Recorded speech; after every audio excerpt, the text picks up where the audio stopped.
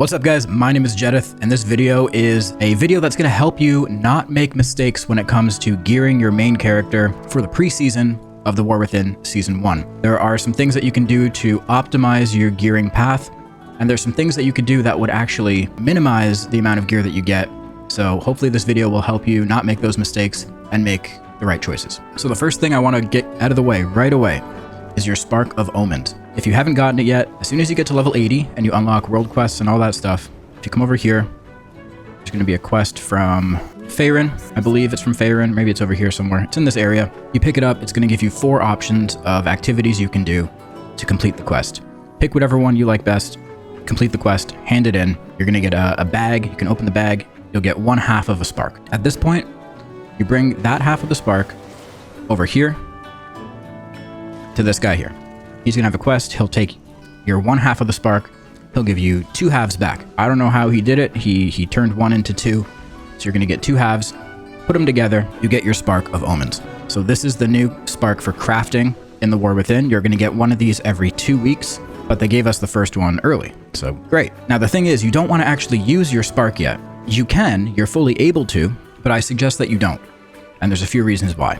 The first reason why is that Blizzard is not done tuning things yet.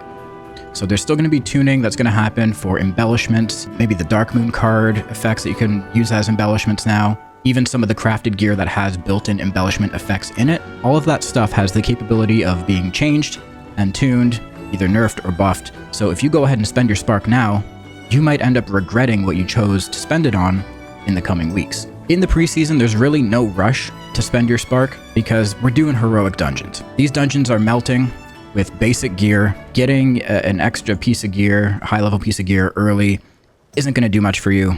Again, you're just putting yourself at risk of making the wrong choice and crafting the wrong item. The other thing to consider is that if you try to get it crafted right now, these crafters are going to have less knowledge points to work with, which means their skill for these crafts are going to be lower. They're going to require higher concentration, which means they're going to charge you more. So if you wait until either just before Season 1 or just after Season 1 has launched, you're going to have a easier time getting them crafted because the crafters will have more skill. They'll be able to make them easier. And like I said, you just might make the wrong choice if you get it crafted now. So I would highly suggest do not craft anything yet. There's no rush. If you do just want like a little hint as to what we think you might be crafting, a safe bet is a weapon, right? You can craft a weapon. The good thing about the weapon is that you are able to change embellishments if you decide to put one in. So if the tuning on the embellishments do change, you can just swap the embellishment in a recraft. There is still the chance that maybe they extremely buff one of the crafted items that have embellishments built into it. Like, for example, back in Dragonflight, that would be the Toxic Thorn foot wraps, something like that. They could increase the, the proc on it by a lot. And then suddenly that's our best thing that you want to be crafting right away. And if you've already made a weapon, then you're kind of screwed. So I would just wait. But if you just want to maybe start gathering materials for a craft or whatever, I think weapon is probably going to be the safe bet. Now, there are still other things that you can craft right now that you can craft guilt-free and not worry about too much. You might see that my character has some 590 gear. I have 2 590 weapons. I have a 590 cloak. Trying to get other gear crafted at 590, but leatherworkers are hard to find right now because everybody went blacksmithing and enchanting. But you can craft yourself 590 gear, so that's going to cost you 30 crests to make, and you can just craft the item with the crest and the materials, get it crafted at max rank, and it'll be 590. You can upgrade gear that you get from heroic dungeons, like these pieces here. I've upgraded them to 580, and that only costed me Valor Stones, nothing more. Just straight Valor Stones, and you should have a lot of those by now. So you can spend your Valor Stones, upgrade your heroic gear up to 580. If you want to go above 580 and take these to 590 or above, it's going to start costing you more weathered crests. So it actually costs you double the amount of weathered crests to upgrade heroic dungeon gear to 590 than it does to craft a random piece of crafted gear to 590. So crafted gear costs you 30 crests. Heroic dungeon gear costs you 60 crests. So you're better off just getting gear crafted using the 30 crests.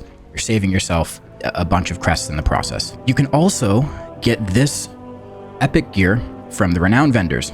So if you've been doing everything there is to do in the War Within and leveling up your renown, as you go up in the ranks, you're going to unlock the potential to buy gear. And each different renown gives you different gear that you can buy. So for example, I got this headpiece from the Ringing Deeps. There's a bunch of different things you can buy. So go to the vendor. You can buy these pieces with just the resonance crystals, so you don't have to spend any gold to get it.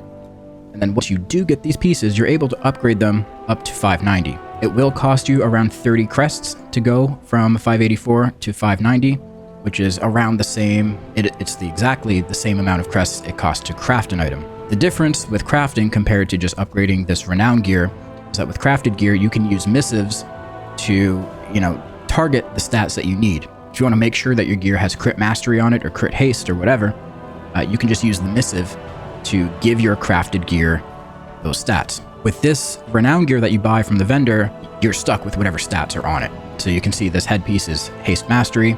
Not the greatest combination of stats, but hey, I bought it. It increased my eye level in that slot. I'll replace it eventually, but for now it's just a good placeholder. Now, I will say, just don't stress about gearing in this stage of the game so far.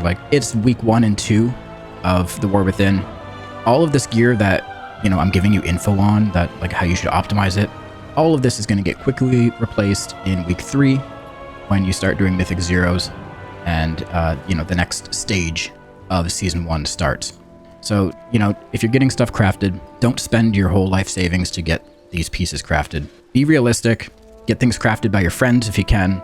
Don't spend an arm and a leg. But if you want to just have, that little advantage once week 3 comes around, you can make sure you get all of this stuff. The last thing that I want to make sure I stress, so you guys don't make this mistake, is the coffer keys and bountiful delves. When you look on your map, you'll notice there's different types of delves.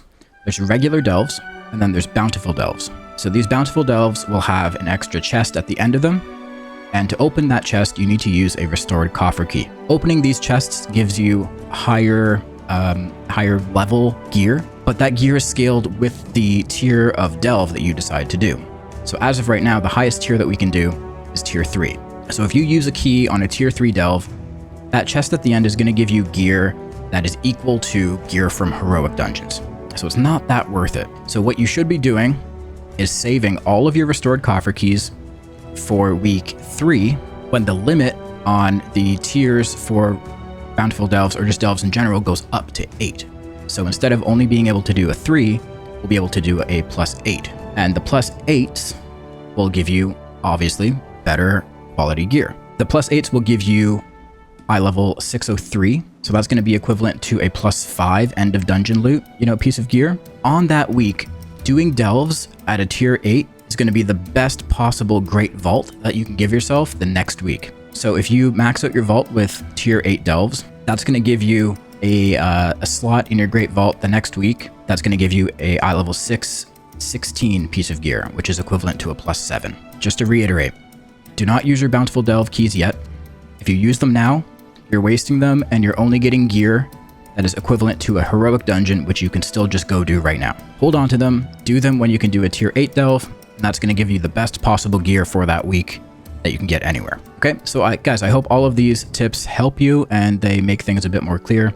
Again, just want to reiterate, do not spend your spark. Don't spend it. You'll probably regret it if you do. But if you do want to craft something, I don't advise that you do, but if you want to, craft a weapon. But I will be making a video closer to, whenever season 1 starts, right before. I'll make a video telling you what you absolutely should spend your spark on. We'll go over Sims. It'll be in that video, so keep your eyes open on the channel for that. And make sure you subscribe to the YouTube channel to make sure that you see that video when it does get released. You can also click the bell notification below, and you'll get notifications right on your phone when I post a video. All right, thanks for watching, guys. I'll catch you next time. Peace.